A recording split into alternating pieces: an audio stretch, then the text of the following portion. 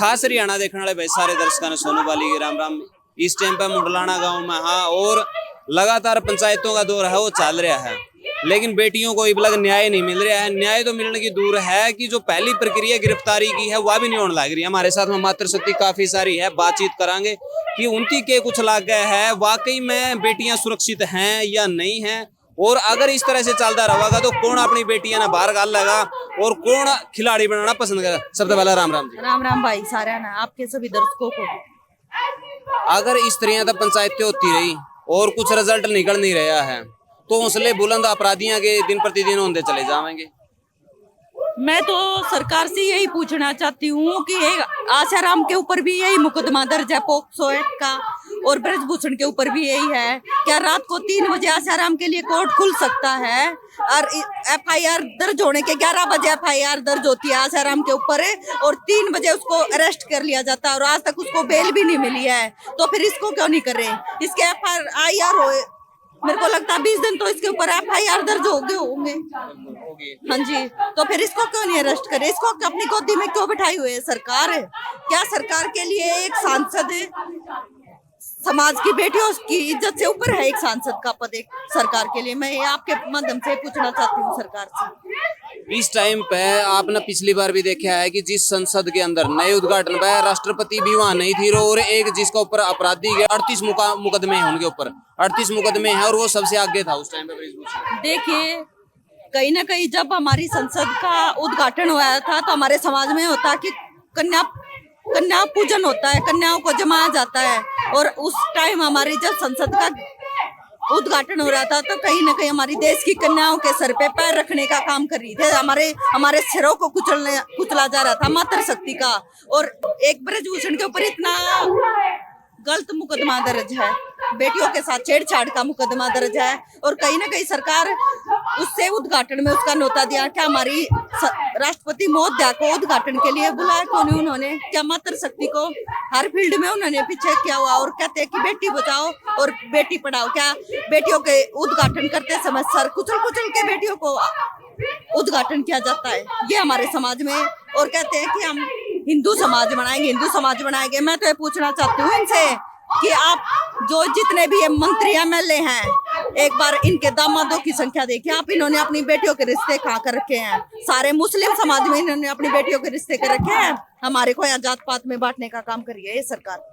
Indian express की भी report आ रही है और जितनी भी है वो सारी की सारी की रिपोर्ट आ रही है कि भाई जो 7 लड़कियां ना अपने जो बयान हैं वो दर्ज करवा दिए हैं कि भाई हमारा गलत केक बनी थी। इतना सारा कुछ बवाल विदेशों तक भी हो लिया है, उसके बावजूद भी चुप्पी की सोर इशारा करे।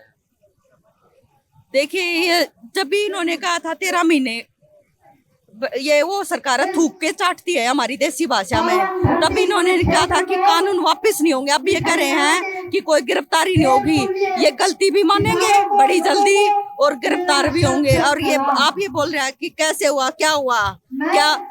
चलो वो तो कोई सरकार, हम ये कहते हैं हम नहीं दे सकते आपको प्रूफ क्या हुआ, इन चीजों के प्रूफ नहीं दिए जाते, लेकिन इसकी भाषा देखिए, ये मोदी मीडिया के सामने अपने कैसे शब्द रख रहा है, क्या हुआ, कैसे हुआ? क्या इसकी बेटी के साथ हो जाएगा तो ये अपनी बेटी को बैठा के ये पूछेगा क्या हुआ, कैसे हुआ? नहीं तो इनके पास बेटी है, नहीं इनके पास खेती, उनके दोनों चीजों की कोई अहमियत नहीं है। कहीं ना कहीं हम अपनी फसल से समझौता कर सकते हैं, लेकिन नस्ल से समझौता नहीं करेंगे हम। एक आपने भी देखा होगा एक बयान सर्कुलेट होने लग रहा है कि इसका 19 साल का लड़का ने आत्महत्या करी थी। सुसाइड नोट में लिखा था कि भाई आप एक अच्छे पिता नहीं है, मैंने मेरी बहन की चिंता है जो जवान होने लग रही। जब ये बताइए जिसके बेटा ही ऐसे बयान दे सकता है कि मेरा, तब तो कोई हमारे को तो ये पता भी नहीं था। जब इसके बेटे ने ये बयान दे के खुदकुशी की है, कहीं ना कहीं इसके बेटे को ही लगा होगा इसकी बेटी इससे सुरक्षित नहीं है, तभी इसने ये बयान दिया। जब इसके खुद की बेटी का पिता अच्छा नहीं हो सकता, एक बेटे का बाप अच्छा नहीं हो सकता, क्या इस समाज की बेटियों की इज्जत करेगा? ये समाज की इज्जत करेगा? मुझे तो नहीं लगता। उसका जो नाबालिग लड़की है उसका चाचा गवाह है कि वह बालिक है और उसके साथ में कुछ नहीं हुआ, जबकि उसका पिताजी ने भी इंटरव्यू देना पड़ गया, जबकि आपने भी पता गोपनीयता रखनी बहुत ज्यादा जरूरी हुआ है, लेकिन उसकी इंटरव्यू देकर भी यह बात कहना पड़ गया कि भाई मेरी बेटी के साथ में यह चीज हुई है और मैं एकदम सन्न रह गया था, अगर मेरे सामने होता तो मैं उसका गला काट देता। तो ये तो सरकार की चाल है, कहीं ना कहीं चाचा को इतने पैसे दे दिए होंगे, उनके बयान बदलवा दिए, ये सरकार कहीं तक भी गिर सकती है। और शर्म की बात है उसके लड़की के चाचा के लिए, जब उसके बाप को ज्यादा पता है या उसके चाचा को ज्यादा पता है। मैं आपसे पूछ रही हूँ ये बात। कोई भी लड़की अपनी इज्जत नहीं, स्त्रियां तो बिल्कुल भी नीलाम नहीं करेगी कि भाई अपनी बेइज्जती करवाएगी मेरे साथ में, यह चीज होगी तो कोई भी नहीं करेगा ऐसा। तो देखिए कहते हैं राजनीति कर रहे हैं, क्या कोई अपनी इज्जत उछाल के राजनीति करेगा? इनके पास अच्छा खासा फेम है, पैसा, सब कुछ है।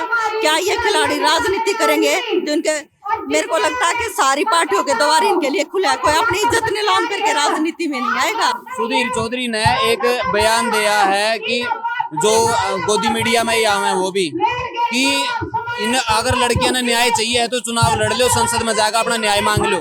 भाई मनीषा का इनका दिमाग खराब हो गया। इनका गोदी मीडिया था, ऊपर कुछ नहीं दिखता। क्या एक पीड़ित लड़की ऐसे चुनाव लड़के जाएगी? क्या कल इसकी बेटी के साथ ये हादसा होता है तो ये अपनी बेटी को चुनाव लड़ने के लिए कहेगा? फिर ये न्याय लेगी? चुनाव अलग है, इज्जत अलग है। कहीं ना कहीं हम इज्जत से समझौता नहीं करते,